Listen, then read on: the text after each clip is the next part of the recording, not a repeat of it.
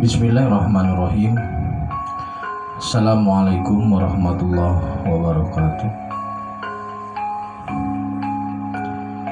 Maha suci Allah, segala puji dan syukur kita panjatkan kehadirat Allah. Semoga kita selalu dalam bimbingan rahmat dan ridha Allah Subhanahu wa ta'ala. Subhanallah walhamdulillah, astagfirullah wallah. Kembali saya dari tim Raja Wali Nusantara untuk sebagai informasi bahwasanya kajian atau materi konten tim Raja Wali Nusantara itu sejak awal memang akan diisi dengan berbagai hal, tapi seluruhnya tinjauannya dari aspek spirit. Maka dalam beberapa video ada yang monolog seperti ini, kemudian ada yang dialog. Yang dialog ini diisi oleh Pak Ustadz Supardi SAGMM. Beliau akan mengisi untuk kajian tafsir spirit, tafsir Quran dari perspektif spirit, dan juga wayang dari perspektif spirit. Kemudian kami juga mengakomodir untuk pementasan wayang walaupun dalam durasi yang singkat sebagai bentuk nyata dari digunakannya wayang untuk media komunikasi atau untuk media dakwah lah kalau dalam bahasa lainnya.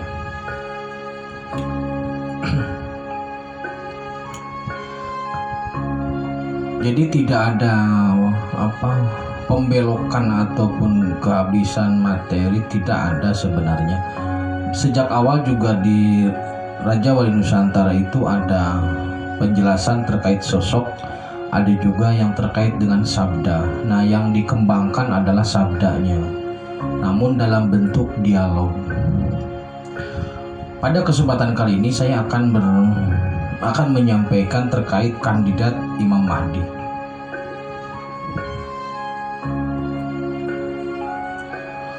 Kandidat Imam Mahdi itu sebenarnya ada 5. Awalnya banyak, tapi kemudian mengerucut menjadi 5. 5 tokoh, 5 personal ini itu berasal dari 5 wilayah. Yang pertama dari Baghdad. Dari Baghdad ini bimbingannya dari Syekh Abdul Qadir Jailani. Kemudian yang kedua dari Aqsa atau dari Palestina. Yang ketiga dari Makkah. Dari Makkah ini adalah milah Ibrahim atau keturunan Ibrahim dari Ismail. Jadi yang dari Mekah ini bisa saja dia merupakan anak keturunan dari Bani Hashim umum. Kemudian yang keempat ini dari Madinah. Dari Madinah ini adalah keturunan Rasul dari garis Fatimah, dari Ali dan Fatimah, atau dari Hasan. Yang kelima itu dari Jawa.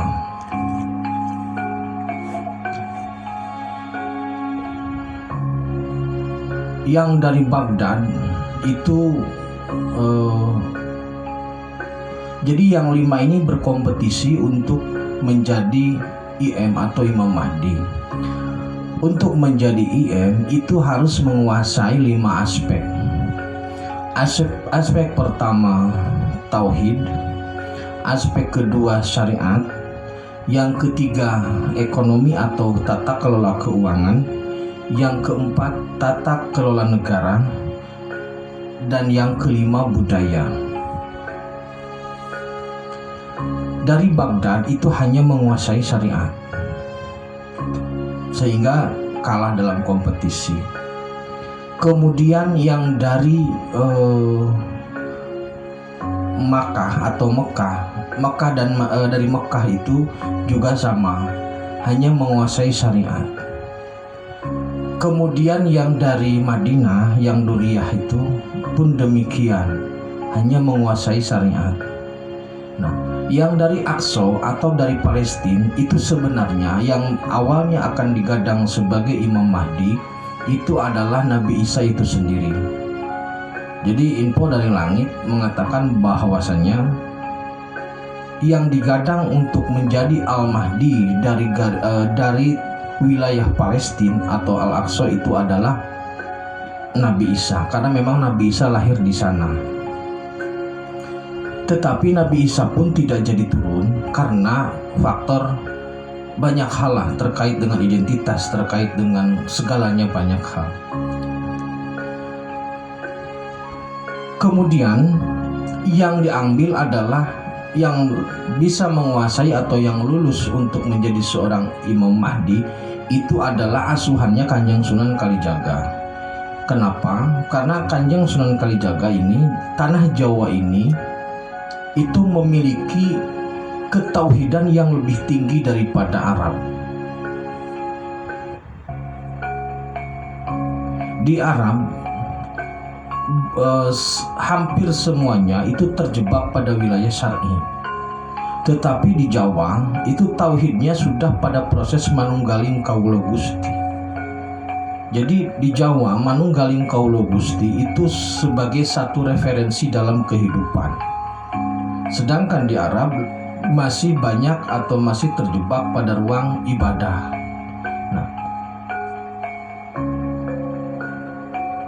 Jadi ketauhidan di Jawa tentang ketuhanan, tentang keilahian atau teologis itu bisa dikatakan lebih tinggi.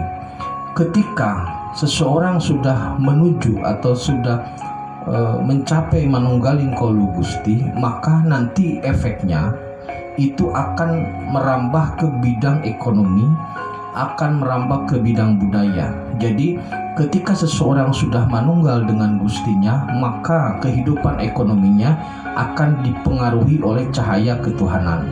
Ketika seseorang sudah manunggal, maka kehidupan budayanya akan ditata oleh cahaya ketuhanan. Begitupun dengan syariat dan yang lainnya. Jadi tatanan semuanya, tatanan masyarakat ketika sudah polanya manunggaling kaula Gusti itu menjadi tertata ke sana. Jadi dipancarkan dari sana.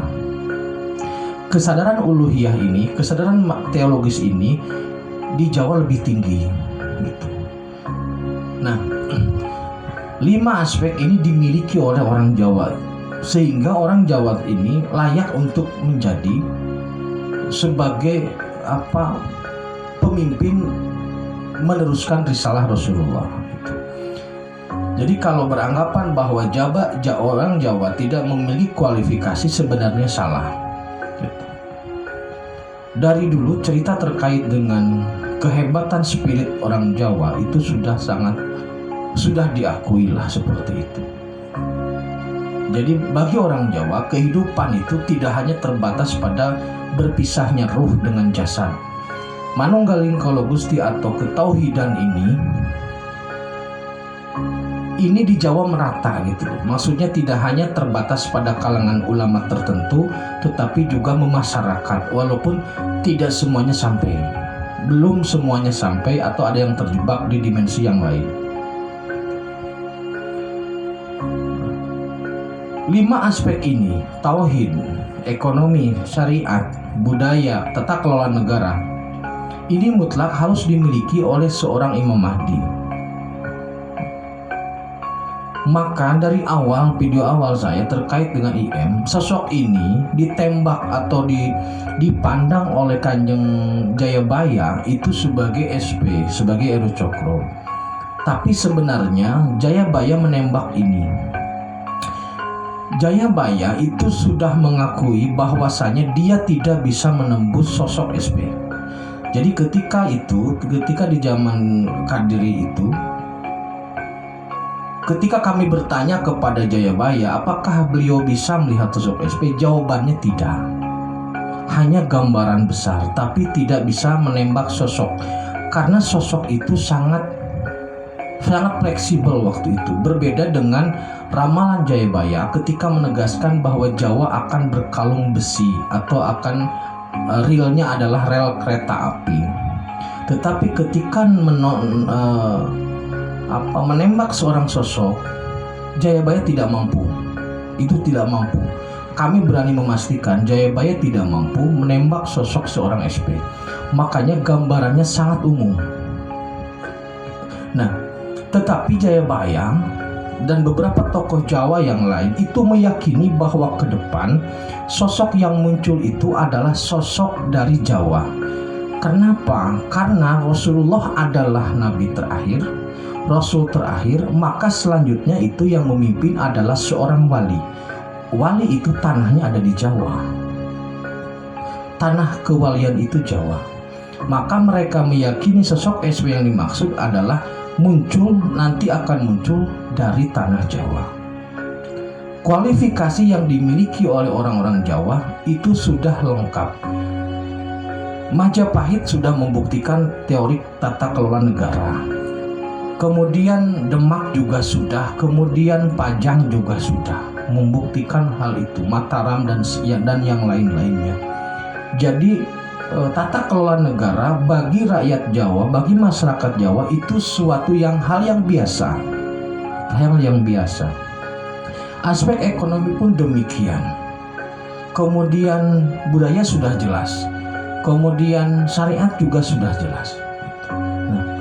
Maka ketika diputuskan bahwasanya SP kandidat dari yang 5 wilayah tadi yang memungkinkan untuk memimpin hanyalah dari Jawa, makanya dari Jawa.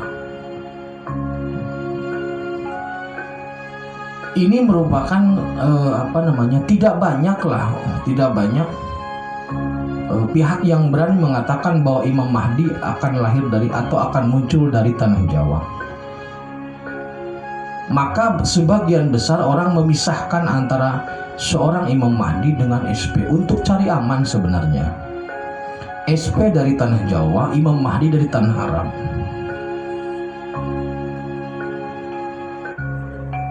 Padahal sesungguhnya orangnya itu-itu saja sebenarnya. Tetapi cara pandangnya berbeda atau bahasa yang digunakan untuk menembak sosok ini berbeda. Jadi dalam pola langit itu sangat fleksibel untuk hal-hal yang terkait seperti ini. Gitu. Struktur untuk pendamping SP saja itu dalam setiap momen, setiap waktu itu selalu berubah, atau ada update, atau ada eliminasi, atau ada penambahan. Itu dalam setiap momen selalu ada perubahan karena fleksibilitas yang tinggi. Nah, oleh karena itu maka kembali saya menegaskan bahwasanya M1 IM itu satu, SP IM M1 itu satu orang. Nah, jadi gini saudaraku ya, kalau saudara bertanya kapan M1-nya muncul, maka IM ini kan sedang bekerja. Jadi seorang IM, seorang SP ini sudah bekerja sebenarnya, sudah mulai beraktivitas sesuai dengan kapasitasnya.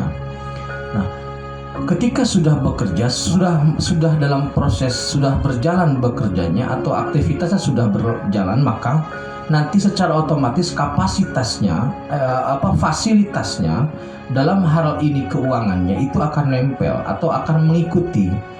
Jadi seorang SP itu bukan mengejar, bukan membongkar, bukan membuka harta amanah, tetapi seorang SP itu adalah seorang imam yang melakukan aktivitas atau tugas tanggung jawabnya atau fungsinya sebagai imam. Kemudian nanti fasilitasnya berupa M1, berupa harta amanah, berupa banyak hal seperti itu nanti akan mengikuti dengan sendirinya. Jadi bukan mengejar harta amanah. Nah, IM kandidatnya 5, yang kemudian yang terpilih hanya 1. Apakah saya terlalu pro ke Jawa dan anti Arab? Jawabannya tidak. Realitas atau fakta di langit seperti itu. Anda mau menerima, tidak mengurangi hukum langit. Anda mau menolak, juga tidak mengurangi hukum langit. Anda percaya, tidak menambah hukum langit. Anda tidak percaya, tidak mengurangi. Itu saja sebenarnya.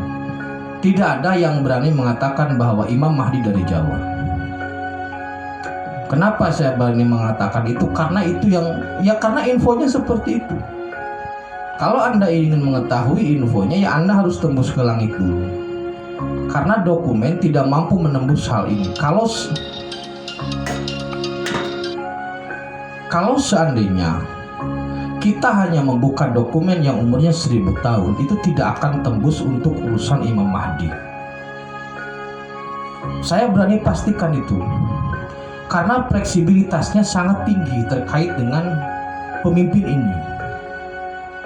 Jadi kalau hanya pegangannya dokumen, itu saya berani memastikan tidak akan tembus untuk urusan Imam Mahdi. Urusan Imam Mahdi ini update-nya langit. Oleh karena itu, jadi